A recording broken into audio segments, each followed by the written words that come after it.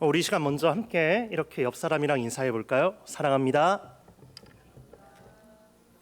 굉장히 어색하시죠? 굉장히 어색함이 여기까지 느껴집니다. 한 번 더 우리 좀 반대쪽 사람을 쳐다보면서 이렇게 인사해 볼까요? 사랑합니다. 사랑합니다. 자, 이 사랑이라는 것은 우리 삶에 있어서 굉장히 필요한 요소가 아닐까 생각이 됩니다.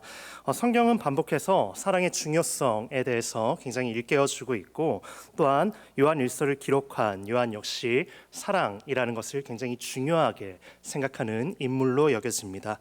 실제 요한 일서는 신약 성경에서 사랑이라는 단어가 두 번째로 많이 등장하는 그런 본문이기도 합니다. 그럼 첫 번째로 많이 등장한 본문은 어디냐? 요한복음입니다. 그만큼 요한은 예수님의 사랑에 대해서 또 하나님의 사랑에 대해서 푹 빠져 있었고, 그 사랑을 누리기 위해 굉장히 갈망하는 그런 인물이었다라는 것을 우리는 깨달을 수 있습니다. 요한이 이렇게 사랑에 대해서 굉장히 중요하게 생각하고 또 많은 것을 누리며 이러한 것들을 썼기 때문에 우리는 요한복음이나 요한일서를 바라볼 때 그가 그저 단순히 어떤 탁자에 앉아서 편안하게 하나님의 사랑을 누리며 이러한 것들을 썼을 것이다 라고 생각할 수 있지만, 사실 요한일서는 막연하게 책상에 앉아서 편안하게 그렇게 쓴 책만은 아닙니다. 오히려 이 요한일서는 당시 많은 어려움을 직면하고 있는 그리스도인들에게 위로하고 권면하기 위해서 쓰여졌다라는 것을 우리는 먼저 깨달아야 합니다. 그렇다면 당시에 교회가 마주한 위기가 무엇이었을까요? 물론 박해나 핍박, 어떤 괴롭힘 이런 것들이 있을 수도 있겠지만 역시 가장 큰 문제는 이단에 관한 문제였습니다. 오늘 우리가 함께 읽은 본문에는 이제 나오지 않지만 요한일서에는 이제 다른 성경에서 등장하지 않는, 그리고 당시의 상황을 잘 나타내주는 그런 단어가 하나 등장합니다. 바로 적 그리스도라는 말입니다. 여기서 적이라는 글자는 이제 대적할 적이라는 글자를 써가지고 그리스도를 대적하는 자라는 뜻을 가지고 있습니다. 그리스도를 대적한다라고 말을 하고 있기 때문에 우리는 단순하게 이것에 대해서 그리스도인들이 많은 핍박을 받았을 것이다, 어떤 매타작을 당했을 것이다 이렇게 생각을 할 수 있는데, 요한이 말하는 적 그리스도는 그것보다 훨씬 더 심각한 방법으로 그리스도를 대적하고 있었음을 말합니다. 바로 예수 그리스도의 존재 자체를 부인하는 방법입니다. 자, 예수님의 존재를 부인하는 것이 아닙니다. 예수 그리스도의 존재를 부인하는 방법이었습니다. 요한일서에서는 이제 예수라는 이 이름이 12번 등장하게 됩니다. 근데 이 12번을 등장할 때 요한은 항상 하나님의 아들 혹은 그리스도, 기름 부음을 받은 자, 이런 것을 함께 사용하는 모습을 보입니다. 바로 예수 그리스도의 존재 자체를 이제 부인하는 그것을 막고 그러한 것은 사실이 아니다라는 것을 부정하기 위해서입니다. 이제 요한일서에서 이러한 것들을 부정하기 위해서 왜 이러한 것들이 일어났는지에 대해 좀 우리가 살펴봐야 되는데, 당시에는 이 적그리스도들이 이제 예수님에 대해서 좀 잘못된 것들을 전파하고 다니는 이단들이 그러한 것들을 전파하고 다니는 모습을 보였습니다. 당시의 상황은 조금 이렇습니다. 당시에 이제 케린투스라는 이제 이단이 좀 활동을 하는데, 그는 사람들에게 나는 예수 그리고 그리스도라는 인물의 그리스도라는 존재에 대해서 잘 알고 있다라고 주장을 합니다. 그리고 그는 자신이 알고 있는 예수 그리스도에 대해서 이제 말하고 다니기 시작하는데, 그는 예수와 그리스도를 체계적으로 분리하는 그러한 모습을 보입니다. 굉장히 신박한 사상이죠. 초기 기독교인 이제 교부인 이레니우스는 케린투스의 주장에 대해서 이렇게 조금 설명을 합니다. 그가 말하길, 인간인 예수가 있는데 그가 세례 요한에게 세례를 받을 때 하늘에서 그리스도가 내려와서 그 인간 예수 속에 들어가게 됐다. 그리고 그 전까지 예수는 그저 인간에 불과했다. 그리고 이렇게 인간 예수 안에 들어온 그리스도가 예수의 모든 사역을 인도하기 시작했고, 그리고 당시의 철학적 사상에 이제 빗대서 당시에 이제 신들은 고난을 당하지 않는 존재라고 여겨졌기 때문에 예수 그리스도의 십자가 사역이 시작되는 이 고난이 시작되는 시점에서 예수 안에 있는 그리스도는 떠나가게 된다라고 주장을 합니다. 자, 어떻습니까? 이게 정말 예수님에 대해서 제대로 알고 있는 겁니까? 만약 이 케린티스의 말이 진짜라면은 우리에게는 어떤 문제가 발생하게 됩니까? 예수님의 십자가 죽음이 아무런 의미가 없다라는 그러한 문제가 발생하게 됩니다.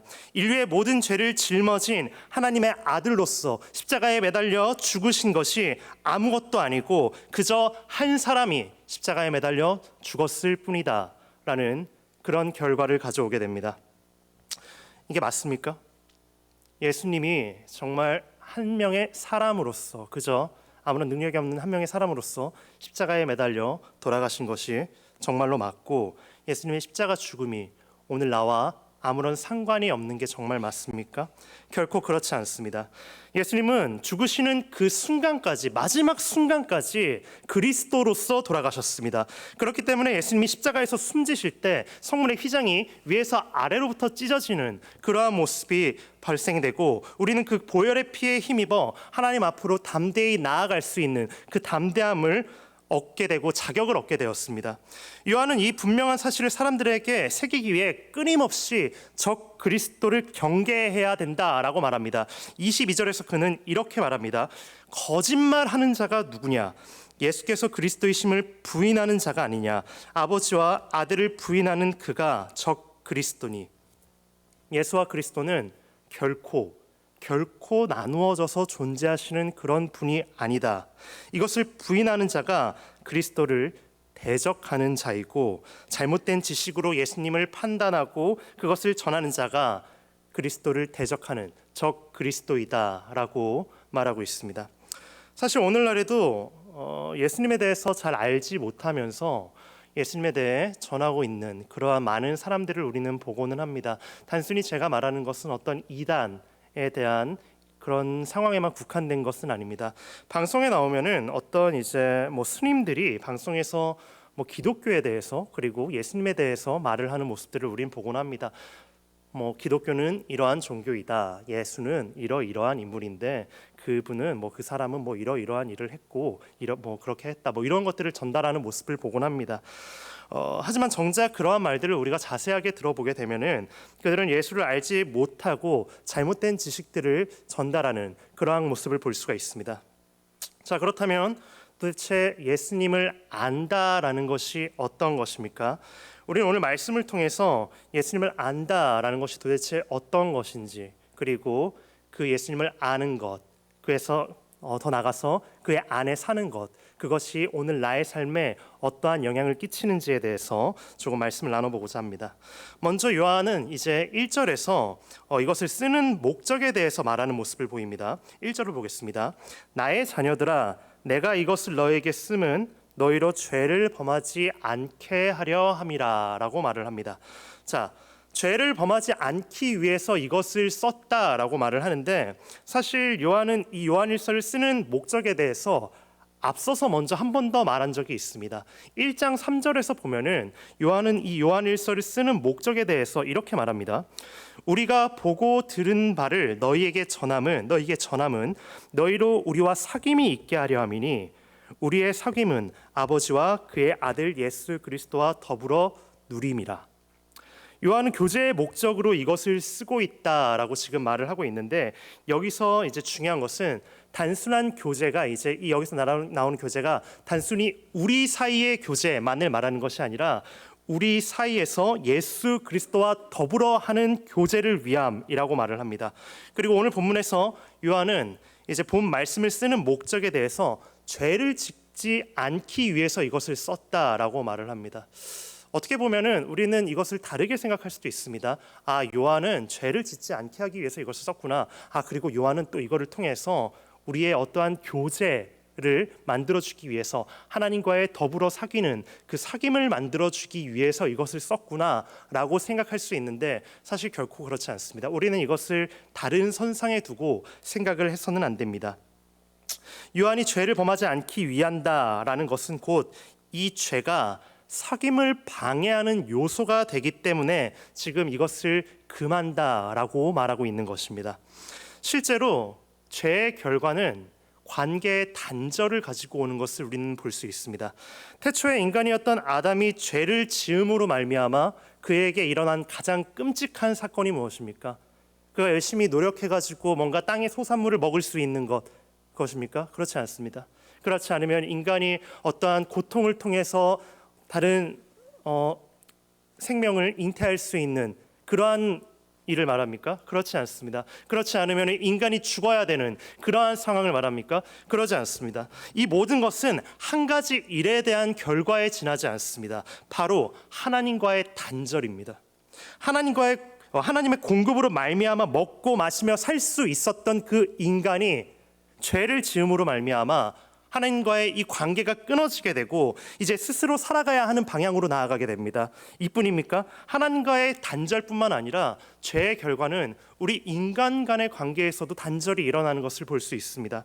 하나님은 처음 인간을 창조하실 때 한 명의 인간을 만들어 놓으시고 또 다른 인간을 만드신 것이 아니라 그 사람 안에서 갈빗대를 취하셔서 다른 사람을 만드는 모습을 보이십니다.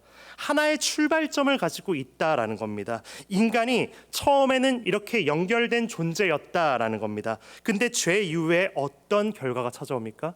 이 인간 사이에 단절, 사귐에 대한, 교제에 대한, 인간관계에 대한 단절이라는 결과가 찾아옵니다. 창세기 4장에서 가인은 자신의 동생 아벨을 죽인 이후에 이제 하나님한테 이렇게 말합니다. 하나님, 왜 저한테 제 아우를 찾으십니까? 제가 제 아우를 지키는 자입니까? 이렇게 말을 합니다. 이게 무슨 뜻인가요? 하나님, 걔는 걔고요, 저는 저예요. 걔한테서 저를 찾지 마세요. 걔랑 저는 아무런 상관이 없는 사람이에요. 이렇게 말을 합니다. 이렇듯 죄는 하나님과의 사귐을 방해하는 요소일 뿐만 아니라 우리의 관계마저도 단절시키는 그러한 요소로 작용합니다. 결국 하나님과의 사귐을 방해받지 않기 위해 죄를 범하지 말아야 하는 것인데, 문제는 우리가 모두 죄인이다 라는 사실입니다. 그리고 또 중요한 거는 오늘 본문에서 요한은 죄를 범하지 않기 위해서 이것을 썼다라고 지금 말을 하고 있는데, 사실 요한도 우리 모두가 죄인이다라는 사실을 알고 있습니다. 각 복음서에는, 이제 공간 복음서에는 다른 복음서에 등장하지 않는 독특한 그 개별적인 사건들이 조금 등장을 합니다. 요한복음에서도 여러 가지 요한복음에만 등장하는 사건들이 이제 등장하는데, 그 중에서 대표적인 사건이 바로 간음한 여인에 대한 사건입니다. 요한복음 8장에서 서기관들과 바리새인들이 간음한 여인을 붙잡아서 예수님 앞에 끌고 와서 이렇게 말을 합니다. 자, 선생이시여, 모세의 율법에 따르면은 이런 자는 돌로 쳐 죽이라고 말을 하는데, 자, 어떻게 할까요? 우리가 돌로 쳐 죽일까요? 이렇게 말을 하면서 예수님을 곤란하게 하고 예수님을 시험하는 모습을 보입니다. 근데 예수님이 이때 뭐라고 하셨습니까? 너희 중에 죄가 없는 자가 저 여자를 돌로 쳐라 라고 말씀하셨습니다. 그리고 이렇게 말씀하시니까 그 자리에 있던 사람들이 하나둘씩 돌을 내려놓고 다 흩어지기 시작합니다.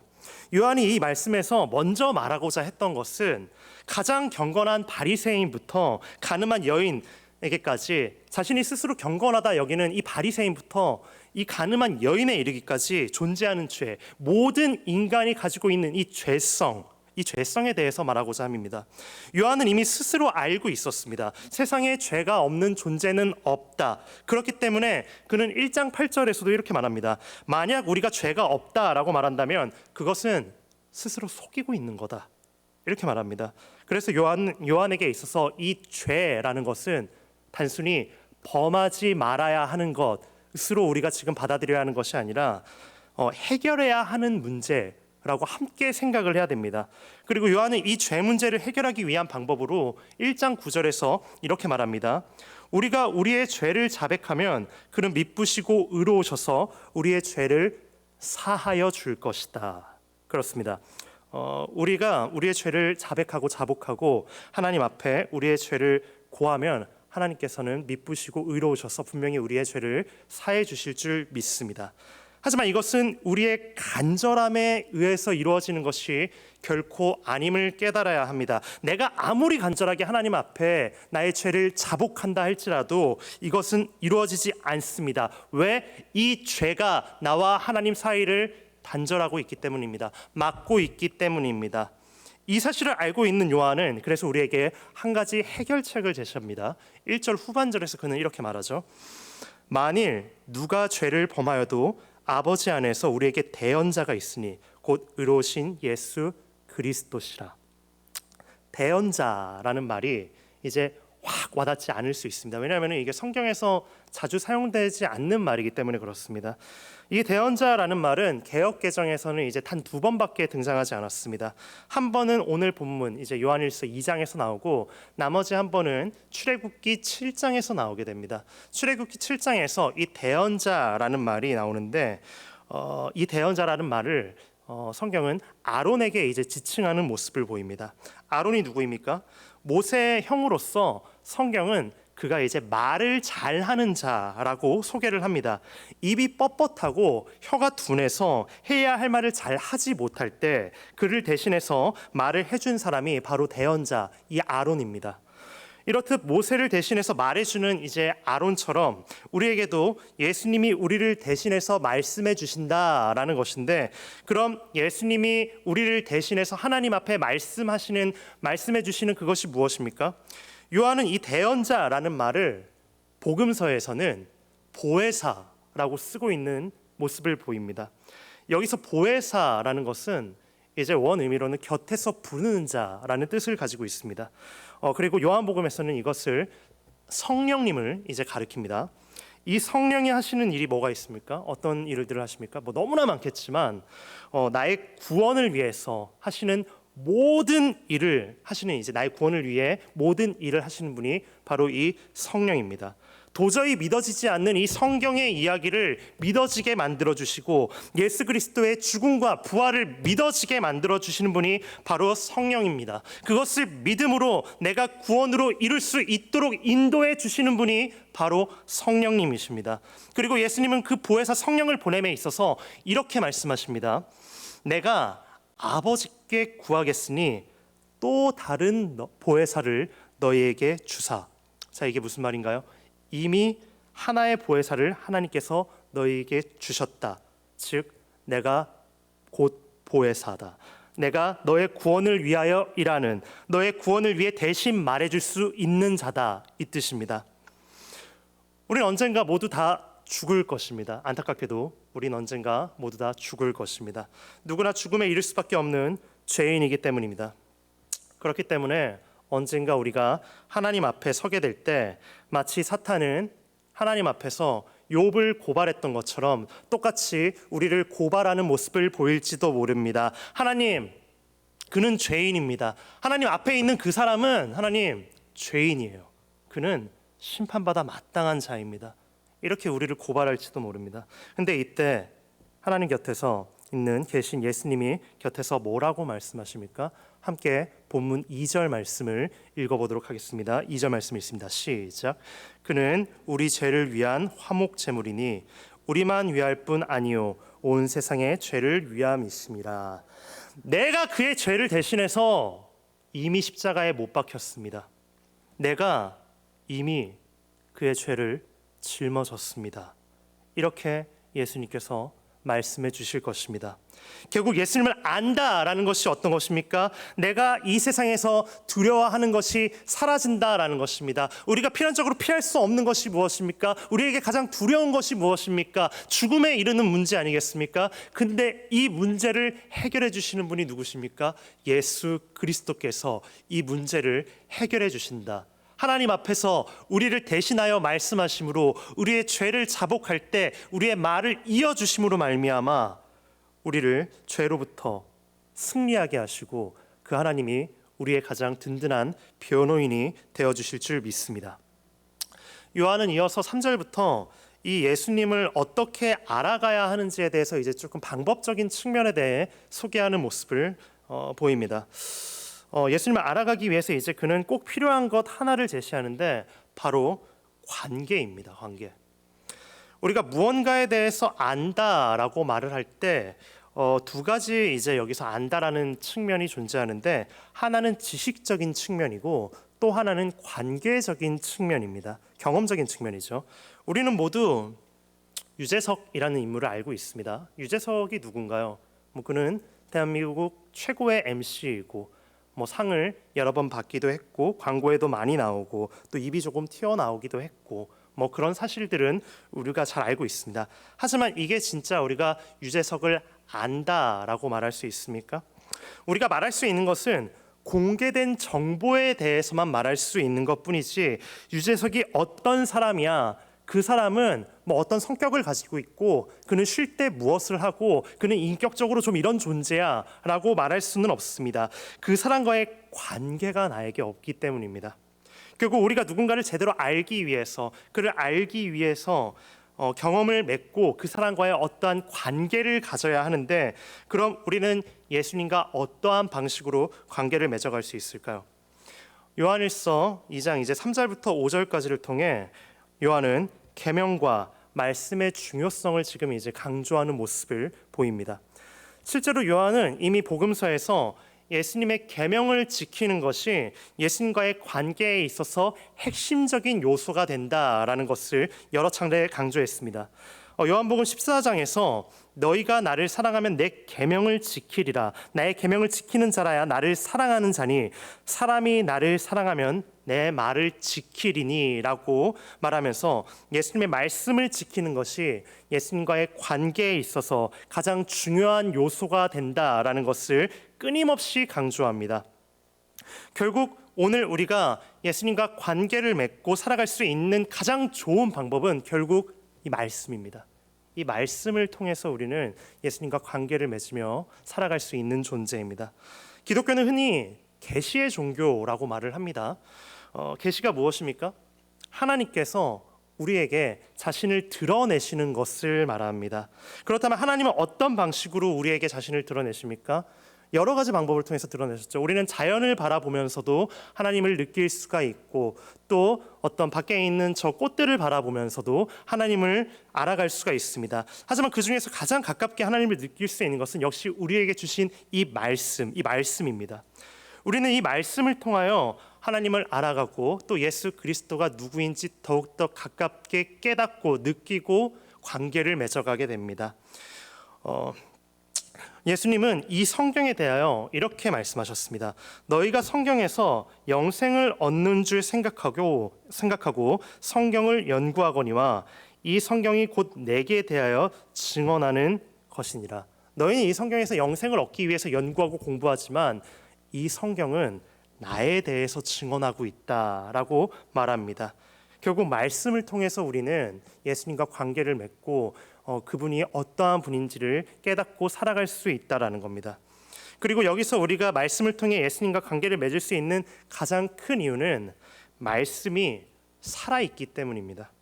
우리는 죽은 것과는 결코 관계를 맺고 살아가지 못합니다. 제가 지금 제 손에 있는 이 태블릿 PC와 어떤 관계를 맺으며 살아갈 수 있을까요? 제가 이 태블릿 PC와 너무나 사랑하는 사이 뭐 그런 거일까요? 그렇지 않습니다. 우리는 살아있는 죽어있는 것들과는 결코 어떠한 관계를 맺지 못합니다. 물론 이 태블릿 PC와 제가 어떤 추억들이 있을 수 있겠죠. 이 태블릿 PC를 통한 추억들이 있을 수는 있지만 그것은 어떤 추억 정도를 간직하고 있을 뿐이지 관계를 맺고 있다라고 말을 하진 못합니다. 하지만 저는 앞에 있는 우리 사랑하는 성도 여러분들과 관계를 맺고 있고 또 관계를 맺을 수도 있습니다. 왜입니까? 우리는 모두 하나님의 능력으로 살아 숨쉬고 오늘도 살아가고 있는 존재들이기 때문입니다. 그리고 이 말씀은 살아있는 말씀이기 때문에 오늘 우리에게 관계를 맺을 수 있는 그 능력을 보여줍니다. 그리고 이 살아있는 말씀이 이제 나를 변화시키기 시작하는 것을 볼 수 있습니다. 어떻게 변화시킵니까? 5절 말씀입니다. 누구든지 그의 말씀을 지키는 자는 하나님의 사랑이 참으로 그 속에서 온전하게 되나니 이로써 우리가 그의 안에 있는 줄로 아노라. 자, 우리는 말씀을 통해서 이제 점점 더 온전해 간다라고 이제 오늘 본문 말합니다. 여기서 온전해진다라는 것은 아물어 간다라는 의미를 가지고 있습니다. 이 온전하다라는 것과 완전하다라는 것은 분명한 차이점이 있습니다. 온전해진다는 건 방금 말씀드렸듯이 어떤 상처가 생겼을 때 아물어가는 그러한 이제 상처가 낫는 것 같은 그러한 의미를 지니고 있고, 이처럼 인간은 상처가 회복되는 것처럼 점점 더 온전하게 되어가는 존재입니다. 인간은 누구나 하나님의 사람으로 점점 더 변화하며 살아가게 됩니다. 이를 이제 성화되어 간다라고 말을 하는데 이는 결코 한순간에 이루어지는 것이 아닙니다. 인간은 누구나 단정적인 성화와 점진적인 성화를 겪으며 살아가게 됩니다. 단정적인 성화가 무엇입니까? 내가 하나님의 의로우심으로 말미암아 죄인이었던 내가 의인으로 칭함을 받는 그 상황 가운데에서 나에게 일어나는 일, 그것이 이제 단전적인 성화의 단계입니다. 그리고 이제 이렇게 하나님으로부터 의인으로 칭함을 받은 내가 더 이상 죄인의 옷을 입은 것이 아니라 죄인의 옷을 벗게 되고 하나님의 사람으로서 살아가면서 우리 안에서 이제 점진적인 성화가 일어나게 됩니다. 점점 더 하나님의 뜻에 합당한 하나님의 사람으로 자라나게 된다라는 겁니다. 이것이 하나님의 사람으로 점점 온전하게 아물어가는, 변화하게 되는 것입니다. 모세만 봐도 우리는 그러한 것을 좀 알 수 있습니다. 모세가 어떤 사람입니까? 모세는 처음에 자신의 분노를 잘 제어하지 못하는 그러한 모습을 보입니다. 오늘날로 말하면 마치 분노 조절 장애를 가지고 있는 그러한 사람처럼 여겨집니다. 자신의 분을 못 이겨서 사람을 죽이는 그러한 모습을 보입니다. 근데 그가 어떻게 변합니까? 하나님께서 그를 먹이시고 그를 입히시고 그를 훈련하시면서 그가 어떤 모습으로 변하게 됩니까? 민수기 12장에서는 모세에 대해서 이렇게 말합니다. 이 사람 모세는 온유함이 지면의 모든 사람보다 더하니라. 점점 더 하나님의 사람으로 온전해져 갔다라는 겁니다. 근데 여기서 중요한 개념이 한 가지 이제 발생하게 됩니다. 온전해진다라는 것이 이제 점점 더 아물어져 간다라는 것인데, 이거는 창조가 아니라 회복의 개념을 가지고 있다라는 겁니다. 다시 말해서 하나님은 우리 안에 없었던 것을 요구하시고 만들어내시고 그런 것이 아니라, 하나님의 거룩하신가 사랑 그것을 만들어내는 것이 아니라 원래 가지고 있었던 것을 회복해라 라는 의미입니다. 그렇다면 우리가 결국 회복해야 하는, 아물어져 가는 모습이 도대체 어떤 모습입니까?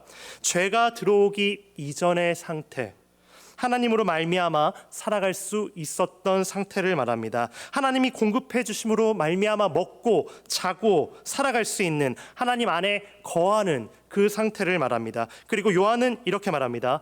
온전하게 되면 이로써 우리가 그의 안에 있는 줄을 안다. 사랑하는 성도 여러분, 말씀으로 온전하여지고 온전하여짐으로 그리스도 안에 하나님만으로 만족할 수 있는 그런 삶을 살 수 있기를 소원합니다. 말씀으로 온전하여져서 그리스도 안에 거하는 자들로 살아갈 수 있기를 간절히 소원합니다. 그리고 그로 인해 그의 안에서 살아간다라는 것이 도대체 어떤 것인지를 깨달을 수 있기를 바랍니다. 6절 말씀을 보도록 하겠습니다. 그의 안에 산다고 하는 자는 그가 행하시는 대로 자기도 행할지니라. 사람들은 많이 착각합니다. 예수님 안에 살게 되면은 굉장히 많은 것을 누리게 될 것이다. 굉장히 많은 것을 뭔가 먹으면서 그렇게 누리면서 살아갈 수 있게 될 것이다라고 착각을 하고, 예수님 안에 살게 되면 막혔던 내 삶이 좀 뚫리고 조금 평탄한 삶을 살게 될 거다라고 말을 합니다. 물론 저도 그렇게 생각했습니다. 예수님 안에 산다는 것이 우울한 내 삶의 형편이 좋아질 수 있는 그러한 것처럼 생각을 했던 때가 있습니다. 하지만 예수님 안에 산다라는 것은 결코 그런 것이 아닙니다. 예수님 안에서 거하며 살아간다라는 것은 내가 누리게 되는 것이 점점 더 많아지게 되는 것이 아니라, 이전과 다르게 내가 더 많은 것들을 행해야 되고 내가 더 많은 것들을 하면서 살아가야 함을 말합니다. 이전보다 더 많이 사랑해야 되고, 이전보다 더 많이 수고를 해야 되고, 이전보다 더 많은 것들을 행하며 살아가야 함을 말합니다. 물론 쉽지 않은 일입니다. 앞에서 설교하고 있는 저도 솔직히 이렇게 말하고 있지만 잘 실천하지 못합니다. 어쩌면 4절에서 말하고 있는 거짓말하는 자, 진리가 그 속에 있지 않은 자가 오늘 여러분 앞에서 이 설교를 하고 있는 저를 지칭하고 있는 말일지도 모릅니다. 내 힘으로는 이걸 절대 할 수 없습니다. 근데 내 안에 계신 분은 다른 줄 믿습니다. 나는 할 수 없지만 내 안에 계신 이는 이것을 할 수 있습니다. 정말 다행인 건 뭐냐면, 내가 그리스도 안에 거하면 예수님께서 내 안에 함께 거하신다라는 사실입니다. 요한 1서 3장 24절 말씀입니다. 그의 계명을 지키는 자는 주 안에 거하고 주는 그의 안에 거하시나니 우리에게 주신 성령으로 말미암아 그가 우리 안에 거하시는 줄을 우리가 아느니라. 사랑하는 성도 여러분, 내 힘으로는 아무것도 못합니다. 내가 온전해진다 해가지고 내가 막 이것저것을 할 수 있는 그런 능력이 생긴다라는 것이 결코 아닙니다. 내가 온전해짐으로 그리스도 안에 있다라는 것을 깨닫게 될 때 내 안에 함께 거하시는 그리스도가 내가 할 수 없는 그 일들을 행할 수 있는 능력을 우리에게 주시는 줄 믿습니다. 내게 능력 주시는 자 안에서 내가 모든 것을 할 수 있느니라. 믿으십니까? 기도하겠습니다.